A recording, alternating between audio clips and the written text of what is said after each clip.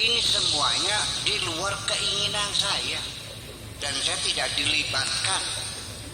Tidak pernah saya disuruh mengisi daftar formulir kehadiran di bumi, belum pernah. Andaikan waktu itu saya disuruh mengisi, ada formulirnya, Anda pengen lahir di mana? Saya akan memilih lahir di Washington DC atau minimal di California lah. Kalau ditanya mau keluarnya dari perut siapa, saya akan milih dari perutnya Ibu Tin. Kan enak, digawe kena pabrik mobil boleh. Saya tidak mengisi saya ingin lahir hari Sabtu juga enggak. Saya dari laki-laki juga enggak. Termasuk ibu saya juga tidak pernah bercita-cita bikin saya kok. Ibu dan bapak kita tidak pernah bertujuan membuat kita kok. Ya, lari lurus senang daerah kan makan. Dia mencari kesenangan sendiri. Nah, kelahiran kita juga di luar keinginan mereka kok.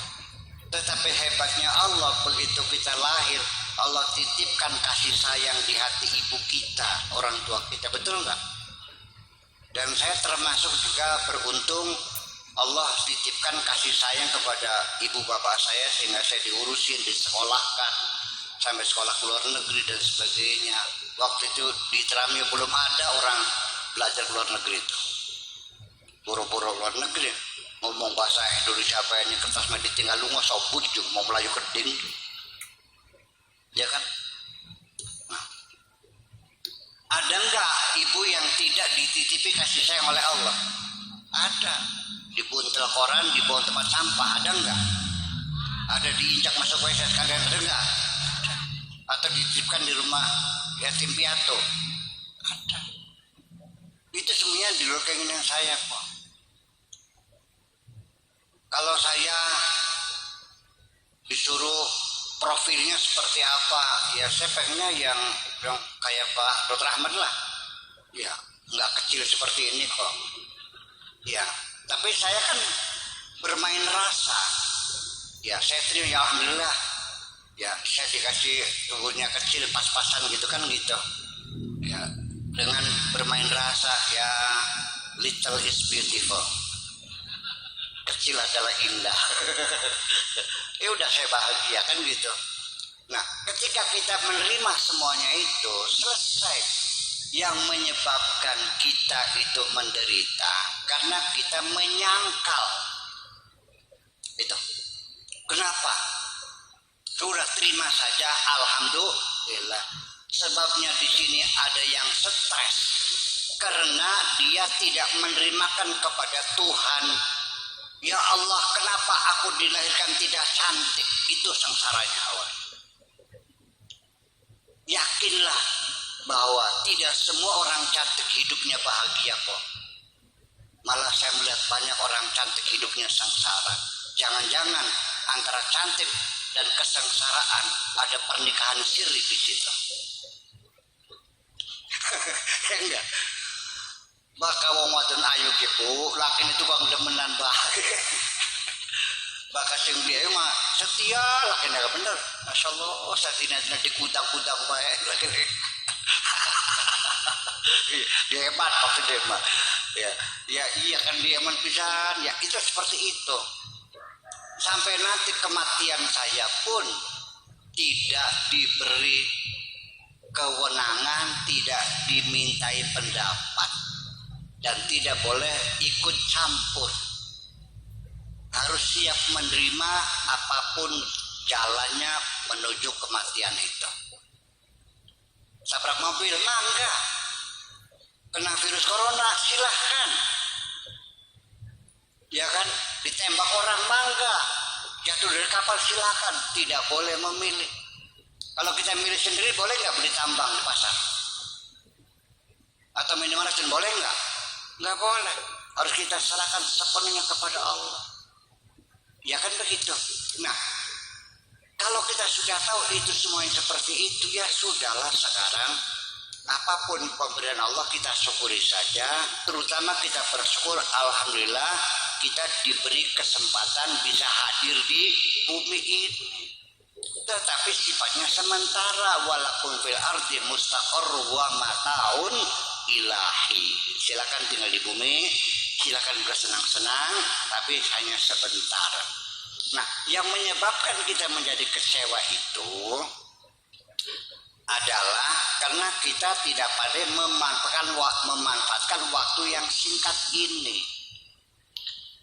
Dunia ini adalah stasiun Jatibarang, ibaratnya Cirebon Express itu adalah Jakarta Tegal ya. Jakarta Cirebon itu akan berhenti sebentar di stasiun Jatibarang. Berapa lama berhentinya? Tidak lebih hanya 5 menit untuk menurunkan penumpang dan menaikkan penumpang, betul enggak? Nah, kita harus paham waktu kita sangat singkat sekali, Panggil. Ini ada orang yang nggak sadar bahwa daftar belanjaan nanti di Jatibarang saya mau belanja dulu, mau beli kulkas, mau beli mebel, beli ranjang, beli radio, beli TV, boro-boro 5 menit. Beli rokok saja susuknya belum kembali sudah pripit dulu aja. Uangnya 100.000, tukang rokoknya nggak punya susuknya, dadak nuker dulu pripit, ditinggalkan nunggu rokok. Jadi berapa harga rokoknya? 100.000. Nah, itulah banyak orang yang kecewa karena nggak keburu waktu. Banyak nggak orang yang bikin rumah belum jadi sudah mati dulu. Nah, itu tadi boro-boro ini. Nah, setelah mati tadi pertanyaan tadi, apa yang terjadi? Boro-boro ternyata rumahnya tinggal finishing saja, dia sudah mati, istrinya kawin lagi. Ini jero kuburan kecemerah. Oh, masih ada nonggodi, kenapa ini ditunggangi di siak? Kayak apa kecewanya kita, betul nggak?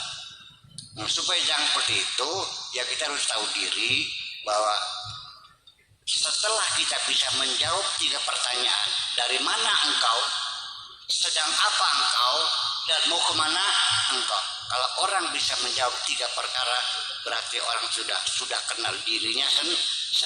Itu saja persoalannya. Jadi artinya kita harus sadar diri selalu bahwa kita pasti pulang, dan pulang tidak usah ditakuti, kontrak kita terbatas. Jangan beranggapan bahwa umur kita panjang akan bahagia, belum tentu. Coba saya mau nanya, dikasih umur 200 tahun mau nggak? 70 tahun gempor, makan disuapin, berak dicebokin, dari umur 70 sampai 200 tahun, 130 tahun ngatang-ngatang berpeturan bagian ya wis. Jadi yang namanya bahagia itu bukan umur panjang, tetapi adalah kualitas yang kita capainya. Sekalipun umur 60, 70, tapi kita merasa bahagia. Saya kira seperti itu sajalah. Kalau kita ingin mengenal jati diri kita ini, saya kira ya perlu banyak bimbingan, pelatihan, bahkan kalau perlu saya bawa ke hutan, suruh puasa di sana, sebagaimana juga perlu perenungan. Perlu perenungan. Sebab kita kadang-kadang di dunia sudah melenceng dari jalan Allah, kita sudah berbalik arah, tapi di dunianya dikiranya saya lagi berjuang di jalan Allah, padahal sudah menyimpang kok. Dulu mah iya niatnya benar, bikin pesantren, tanahnya diwakafkan betul, ya istrinya gelangnya dijual untuk pesantren, tapi setelah santrinya banyak puluhan ribu, otaknya mulai nyari duit. Ada nggak begitu? Ada. Jadi begini aja lah jawaban saya. Sekalipun engkau punya niat yang baik, jangan take it for granted. Jangan terlalu percaya diri bahwa niat kita sudah baik. Belum tentu niat baikmu sampai tujuan. Belum tentu sampai tahapan terakhir niatmu tetap baik. Kita seringkali tidak sadar di tengah perjalanan niat baik kita dirampok oleh setan, kita nggak tahu. Oke, saya cerita lagi. Ceritanya berulang-ulang tapi nggak apa-apa kan? Santri saya ini saya suruh beli kacang tanah.